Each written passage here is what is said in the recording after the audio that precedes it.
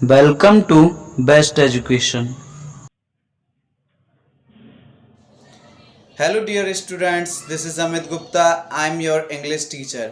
आज हम बात करने वाले हैं क्लास 9th की न्यू एनसीईआरटी बुक जो कि बी हाइव है। इसका फर्स्ट चैप्टर है द फन दे हैड, मतलब वो मौज मस्ती जो हम किया करते थे, इसके बारे में है। तो ये टाइटल क्यों दिया गया है इसको हम पढ़ेंगे और जानेंगे। इसमें आपको दो कैरेक्टर दिख रहे होंगे, एक है मार्गी और एक है टॉमी। मार्गी जो है वो 11 इयर्स की है और टॉमी जो है वो 13 इयर्स का है। ये कहानी शुरू करने से पहले, ये स्टोरी शुरू करने से पहले मैं आपको बता दूं, ये फ्यूचर की है। जब लगभग समय हुआ होगा 2175 का। तो चलते हैं हम अपनी बुक पर, जिसमें हम स्टोरी को क्लियरली जानेंगे और एक एक वर्ड को समझेंगे। तो ये है आपका chapter 1 the fun they had, जिसका हिंदी मीन्स है वो मौज मस्ती जो हम किया करते थे। बिफोर यू रीड, मतलब कि इस चैप्टर को पढ़ने के पहले हमें ये जानना होगा कि इस स्टोरी में क्या है। The story we shall read is set in the future when books and schools as we now know them will perhaps not exist। ये स्टोरी हमें बता रही है कि जिस तरह से अभी बुकें, बैग और टीचर्स होते हैं उस तरह से फ्यूचर में नहीं होगा, और शायद ना ही उनको बैग लेकर स्कूल जाना पड़ेगा। यह फ्यूचर का मतलब है भविष्य और परहैप्स का मतलब है शायद। How will children study then? The diagram below may give you some ideas। तो फ्यूचर में बच्चे स्टडी कैसे करेंगे, कैसे वो पढ़ाई करेंगे, इसके लिए नीचे कुछ आइडियाज़ डायग्राम के थ्रू समझाए गए हैं। चलिए तो उनको देखें। फ्यूचर में स्टडी कैसी होगी स्कूल की, इसके बारे में इस डायग्राम में बताया गया है। तो इसमें लिखा है स्कूल्स ऑफ द फ्यूचर, मतलब कि भविष्य के स्कूलों में लर्निंग थ्रू कंप्यूटर्स, कंप्यूटर के द्वारा सीखना और समझना होगा। वर्चुअल क्लासरूम बनाए जाएंगे और ह्यूमन टीचर की जगह रोबोटिक टीचर्स होंगे। मूविंग ई टेक्स्ट, मतलब कि मूविंग ई टेक्स्ट भी होगा जिसमें लिखे हुए वर्ड मूव करेंगे। चलिए बढ़ते हैं आगे।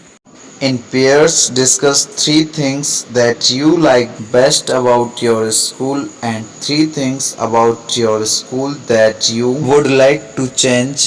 Write them now। इसको अगर हिंदी में समझें तो लिखा है कि पेयर में आप डिस्कस करें कोई ऐसी 3 चीज़ें जो आपके स्कूल के बारे में हों, जो आपको अच्छी लगती हों, और कोई ऐसी 3 चीज़ें बताना है जिसको आप स्कूल में चेंज करना चाहोगे, मतलब कि बदलता हुआ देखना चाहोगे। Have you ever read words on a television और कंप्यूटर स्क्रीन?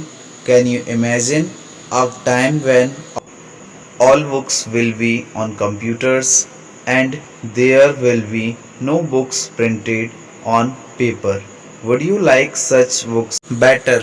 तो इसमें पूछा गया है कि आपने कभी टेलीविज़न या कंप्यूटर पर वर्ड को स्क्रॉल होते हुए देखा है क्या? क्या कल्पना कीजिए कि अगर हमें बुक्स पढ़नी ही ना पड़े, सारी बुक्स कंप्यूटर पर हों तो क्या होगा? प्रिंटेड बुकों का क्या होगा?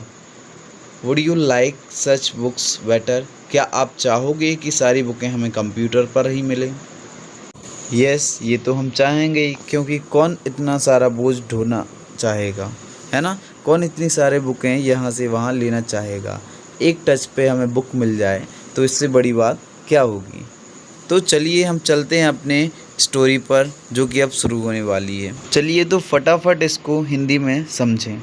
17 मई 2157 में मार्गी अपनी एक डायरी लिखती है। उस रात वो लिखती है कि टॉमी को आज एक असली किताब मिली है। वह किताब बहुत ही पुरानी होती है।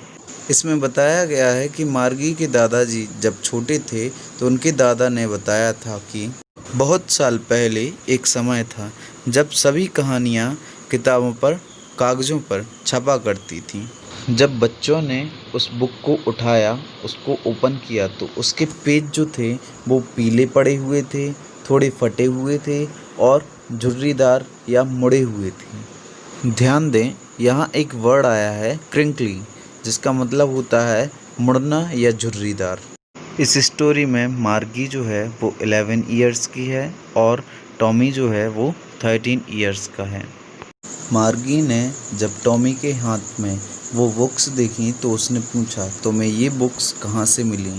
तो टॉमी तो उस बुक को पढ़ने में व्यस्त था, तो उसने बिना देखे इशारा करते हुए बताया, वहाँ ऊपर अटारी पर। इधर ध्यान दें, एटिक का मतलब होता है space just below the roof used as a store room, मतलब ऐसी जगह, एक ऐसा स्थान जहाँ पर कुछ चीज़ें रखने की जगह हो। और वह बुक उन लोगों को पढ़ने के लिए बहुत ही अजीब थी, क्योंकि उसके वर्ड जो थे ना ही स्क्रॉल हो रहे थे, ना यहाँ से वहाँ जा रहे थे, वो एक ही जगह पर थे। टॉमी ने उस बुक को पहली बार पढ़ा, उसे वो फ़नी लगी। यकीन नहीं होता कि उन्होंने पहली बार बुक को देखा है, हाथ में लिया है, क्योंकि मार्गी और टॉमी की जो बुक्स होती हैं वो कंप्यूटर में फीड होती हैं, उनको अलग से पलटने की ज़रूरत नहीं होती। उनके जो टेक्स्ट हैं वो स्क्रॉल होते हैं कंप्यूटर पे और अलग से आते हैं। मार्गी ने टॉमी से कहा, मैं तुम्हारी बात से सहमत हूँ, आज हमारे पढ़ने के लिए ई बुक्स उपलब्ध हैं, टेली बुक्स हैं। टॉमी ने कहा, क्या बेकार बुक है, इसको कोई व्यक्ति एक बार पढ़ता होगा और फिर इसको फेंक देता होगा, फिर दूसरी बुक लेता होगा। इससे अच्छा तो हमारा सुपर कंप्यूटर है, जिसमें हम एक साथ कई मिलियन बुकों को एक साथ रख सकते हैं और जब चाहे उसे पढ़ सकते हैं एक टच से।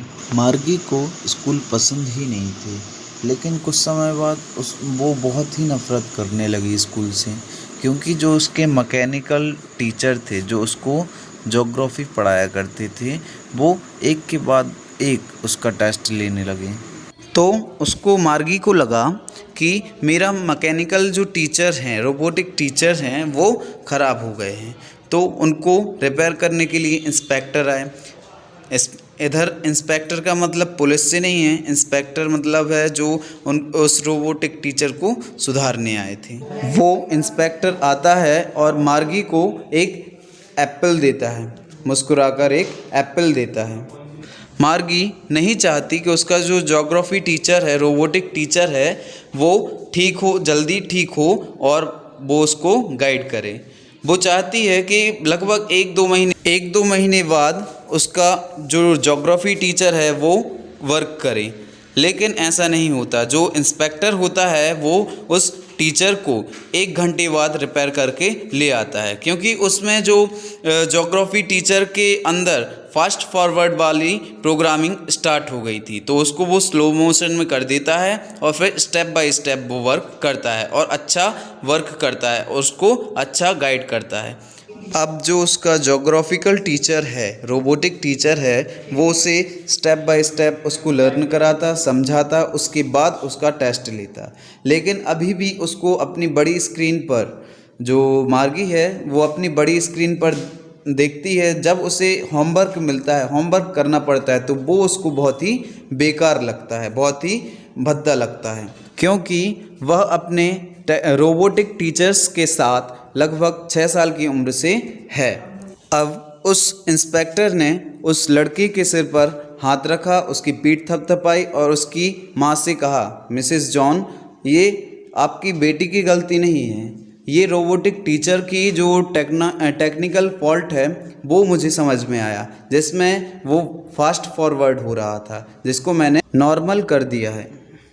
आज के लिए बस इतना ही, मिलते हैं नेक्स्ट वीडियो में। Thanks for watching.